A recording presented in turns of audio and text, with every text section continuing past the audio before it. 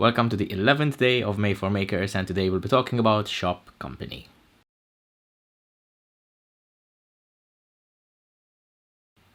First, let's address the elephant in the room. Not in my room or in the workshop. Due to the COVID situation, I had to move away from my workshop for some time. Everyone's fine. I'm fine. I'm not COVID positive or anything. Neither is my family, so everything's fine. But due to the circumstances, I had to move away for some time.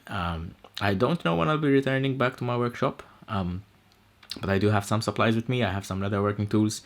I have some leatherworking scraps. I'll be making neckerchief woggles for scouts. In the meantime, in my spare time, I may even make a coaster or two, depending on what scraps I manage to scrounge up in my time to which I had to pack.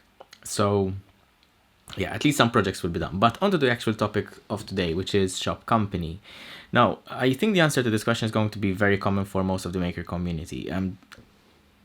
I think that first of all, when I make stuff, I usually make stuff alone. I'll be in the garage alone. I'll be focusing on the project. So usually, I don't have any other company, at least not human. I do, however, listen to music. So there's music sometimes in my earphones when I'm using loud machinery, or it could be that sometimes I just have like the radio on or something to have a little bit of noise in the room. I do, however, during tedious tasks, especially such as stitching, such as punching stitching holes or something like that, something which requires like monotonous, repetitive work, I usually follow YouTube videos. I catch up on my YouTube backlog. There are a lot of makers which I would like to follow on YouTube, but unfortunately, I do not have the time to follow all of them and keep up to date with all of them. But I do my best to try, and these are usually the times when I do so. So yes, I do watch a lot of YouTube makers, and some of you out there make really, really amazing projects. And I think one of the topics in May for Makers in the future, I think in the last week, is going to be a shout out, which I'm going to struggle very, very much to just mention one person. There are so many good makers out there that deserve recognition.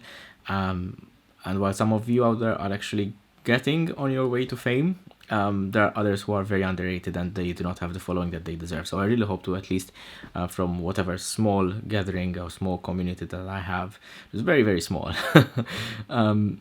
but we're getting there. But I really hope that at least a couple of my people who follow me can follow them. But anyway, I'm deviating. I digress.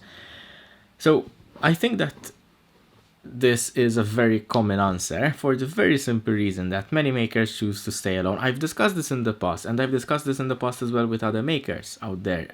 However, there were times when I had friends over in the workshop, and we had a lot of fun. Some of them I managed to capture on camera, some of them I haven't. So some things, sometimes these experiences are best enjoyed in the moment and not captured by camera. But there are sometimes, for example, when Jake came over and we did the carving video, it was a lot of fun. I have a video with Gabriella. She's a brilliant cosplayer and seamstress, and she makes her own dresses, and yeah, some of these amazing people. Most of the time when I have company in the workshop, it's usually fun, and we end up laughing and just having a ball of a time. So yeah, the takeaway message for me, I think, is that while I do spend a lot of time alone in my workshop, maybe listening to music and keeping myself occupied while doing the tedious stuff with like YouTube videos, stuff like that, I really do enjoy having that company in the workshop. And I think that as humans, we are social animals. I'm going a bit on the scientific aspect of it, but as humans we are social animals, and I think that even in a workshop, in a setting where we are usually used to being alone, sometimes it's nice to have like company and having other human context there. Some people have pets in the workshop. Unfortunately, we do not have a dog anymore, but yeah, I guess having company in the workshop is always a good thing. Thank you very much for joining me for the 11th day of May for Makers. I hope to see you tomorrow, and as always, stay safe and keep making.